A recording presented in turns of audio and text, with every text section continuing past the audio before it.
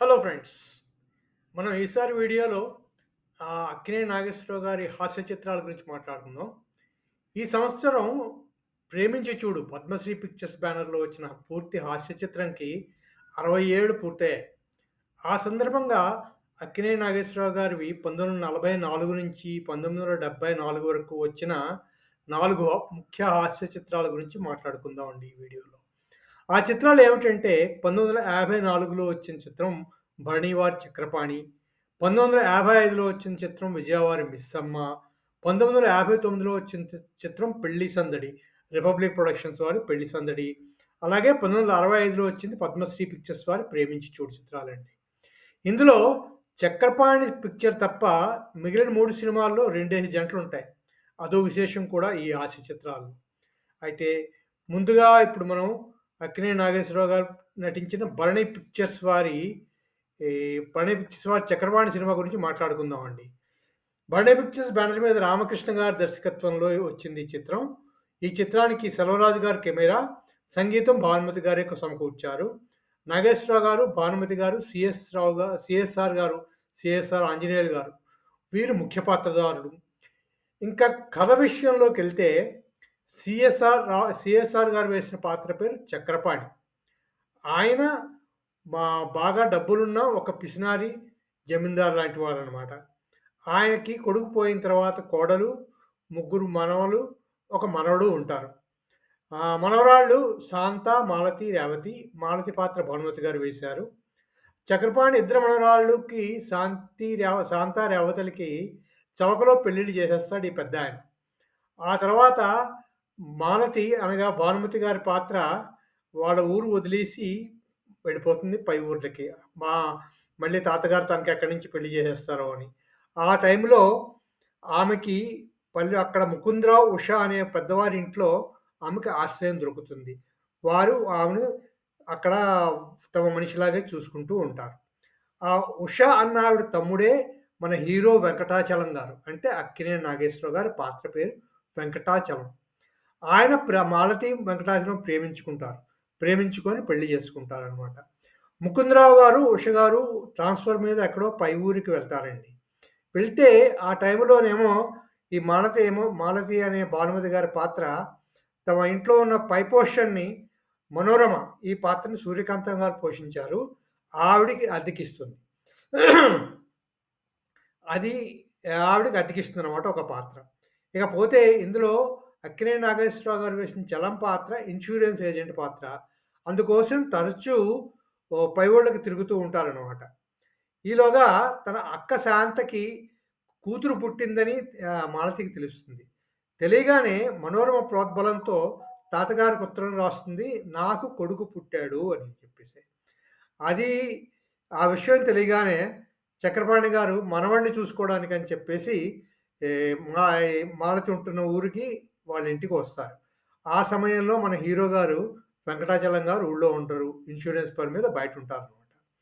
ఆ టైంలోనేం చేస్తారంటే మనోరమ గారు పక్క వాళ్ళ అబ్బాయిని తీసుకొచ్చి మాలతి కుమారుడిగా చూపిస్తూ, అలాగే తన తమ్ముడినేమో మాలతి భర్తగా పరిచయం చేస్తుందనమాట.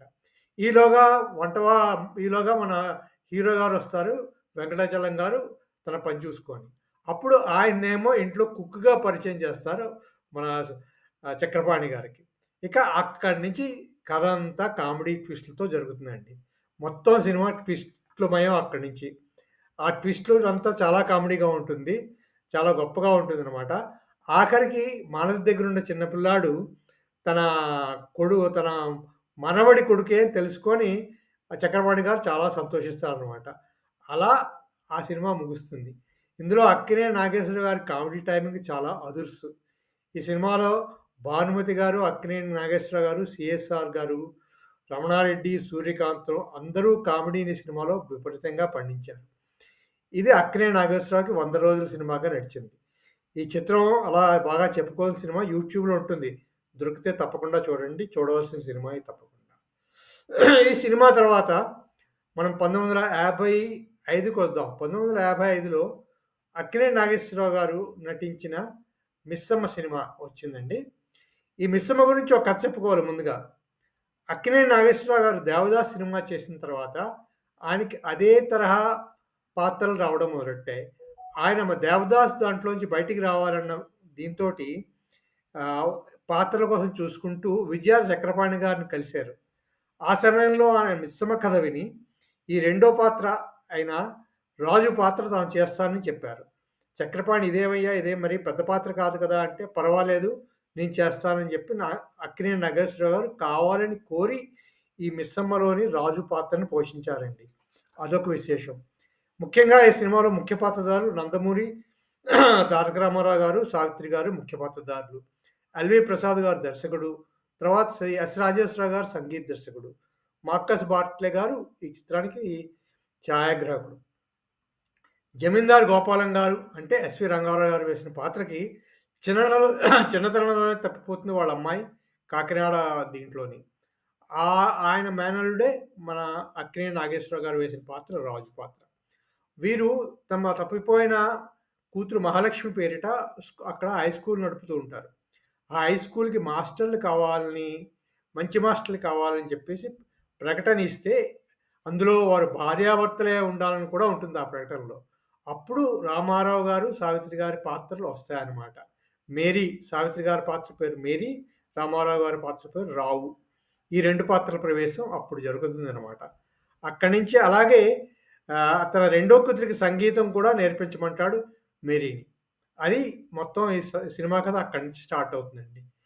అక్కడి నుంచి ఈ పక్క మన నాగేశ్వరరావు గారు వేసిన పాత్ర మహాలక్ష్మిని ఎప్పుడు వెతుకుతూ ఉంటుందనమాట. ఆమెకొక పచ్చబొట్టు ఉంటుందనమాట కాలికి.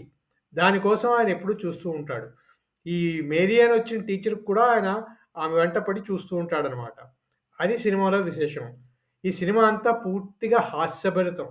అంతా హాస్యభరిత చిత్రంగానే తీశారనమాట. ఆహ్, అదే అండి 'అక్కినేని గారు విజయ సంస్థలో' నటించిన ఈ చిత్రం విశేషాలు. కాకపోతే అక్కినేని నాగేశ్వరరావు గారు ఈ చిత్రంలో నటించడం చాలా సాహసమే అని చెప్పుకోవాలి. ఎందుకంటే అటుపక్క అక్కినేని, సావిత్రి జంట ఉన్నది. ఇక్కడ నాగేశ్వరరావు గారి పాత్రకి రన్ టైమ్ కూడా చూసుకుంటే అంత లేదు. అలాంటి సినిమాలో నాగేశ్వరరావు గారు పాత్ర వేశారు ఆ రోజుల్లో అంటే సాహసం. అంటే 55కి ఇంకా మన ఫ్యాన్స్ వార్‌లు ఇంకా స్టార్ట్ కాలేదు కాబట్టి, ఆ చిత్రంలో వేసినా చెల్లిపోయింది.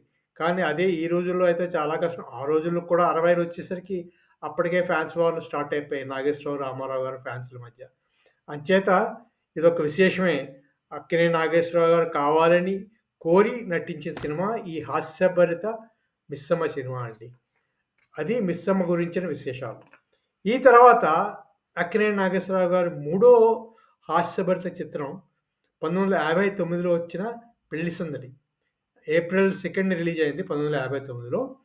ఈ చిత్రాన్ని రిపబ్లిక్ ప్రొడక్షన్స్ బ్యానర్ మీద సీతారాం గారు నిర్మాతగా వచ్చిందండి. దీనికి యోగానంద్ గారు దర్శకత్వం వహించారు. సంగీతం ఘంటసాల గారిది. తర్వాత సంగీతం ఘంటసాల గారు. సినిమాటోగ్రఫీ బిఎస్ జాగీర్దార్ గారు.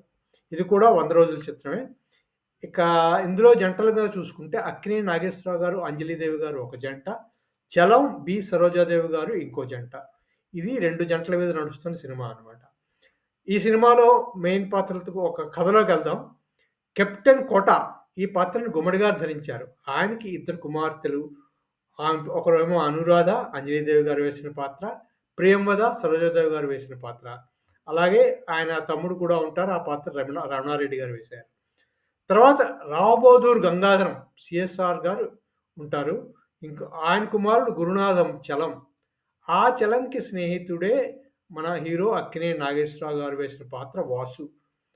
అదండి పాత్రల పరిచయం. ఒక నృత్య ప్రదర్శనలో మన గురునాథం అనగా చలం పాత్ర ప్రియమదని చూసి తన మనసు పారేసుకుంటాడు. ఈలోగా కోట కుమార్తెల సంబంధం ఏమో మన రావు బహదూర్ గంగాధరం గారికి వస్తుంది. వస్తే ఆయన కొడుకుని వెళ్ళి పెళ్లి చూసి రమ్మంటాడనమాట. కానీ నిజం తెలియని మన గంగాధరం ఏం చేస్తాడంటే, తను వెళ్ళవలసిన చోటకి తన మిత్రుడు వాసుని పంపిస్తాడు. అక్కడ మన సినిమా కథ స్టార్ట్ అవుతుంది. వాసు అక్కడికి వెళ్ళిన తర్వాత అనురాధ ప్రేమలో పడతాడు. ఇక అక్కడ నుంచి సినిమా ట్విస్టులతో హాస్యంగా సాగుతుంది. చివరికి వాసు, అనురాధ, గురునాథం, ప్రియమధుల పెళ్లితో చిత్రం ముగుస్తుందండి. ఈ చిత్రం మ్యూజికల్ హిట్. మొత్తం 9 పాటలుంటాయి. అన్ని పాటలు చాలా బావుంటాయి. అందులో ఆహ్, ఆహ్, 'జానే బొంబాయి మామ ఓ మామ' ఈ పాటలో అక్కినేని నాగేశ్వరరావు గారి స్టెప్స్ చాలా సూపర్‌గా ఉంటాయి. తర్వాత 'బైటో బైటో పెళ్ళి కొడుక', ఇంకో పాట 'రావే నా ప్రేమలత', 'చెమ్మక చెమ్మక తార' ఈ పాటలు చాలా బావుంటాయి. ఈ 'హాస్యభర్త' చిత్రం కూడా హిట్ చిత్రంగా నిలిచి 100 రోజులు పూర్తి చేసుకుందండి. అదొక విశేషం కూడా ఈ చిత్రానికి. ఇకపోతే మనం 60 సంవత్సరాలు ఈ సంవత్సరం పూర్తి చేసుకున్న పద్మశ్రీ పిక్చర్స్ వారు 'ప్రేమించి చూడు' 1965 24 జూన్ 1965న ఈ చిత్రం విడుదలైందండి. ఈ చిత్రం పద్మశ్రీ బ్యానర్స్ పిక్చర్ మీద మనం ఆహ్, పద్మశ్రీ పిక్చర్స్ బ్యానర్ మీద పుల్లయ్య గారు నిర్మించారు.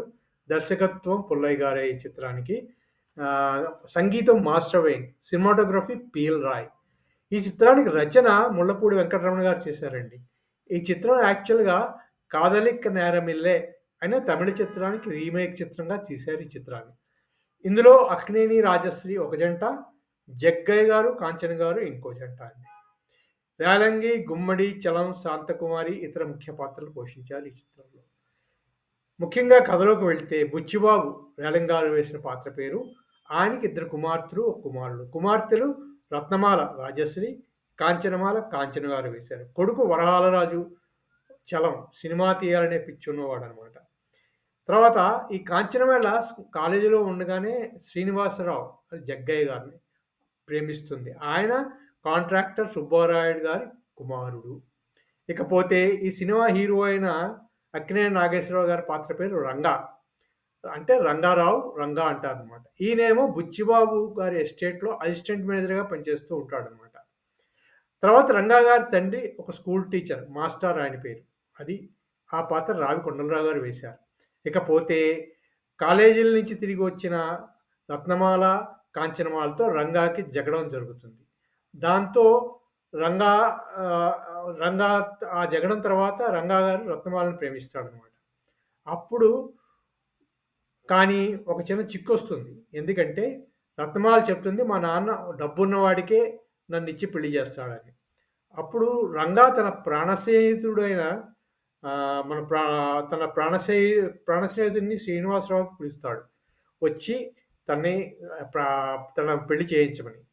ప్రాణ స్నేహితుడు వాసు రంగా తండ్రిగా ముసలి వేషంలో ఒక పెద్ద పడవ లాంటి కారు వేసుకొనొస్తాడనమాట. వచ్చిన వాడిని రంగా తన తండ్రిగా బుచ్చిబాబు గారికి పరిచయం చేస్తాడు. ఇక అక్కడి నుంచి సినిమా అంతా హాస్యభరితమైన ట్విస్టులతోటి, కామెడీతోటి పూర్తిగా సాగుతుందండి. ఆద్యంతం సినిమా అంతా హాస్యభరితంగానే సాగుతుంది. ముళ్ళపూడి వారి రచన దాని గురించి చెప్పుకునేదేముంది. ఇంక ముళ్ళపూడి వారి రచనలో అన్నీ పాటలన్నీ విపరీతంగా బావుంటాయి.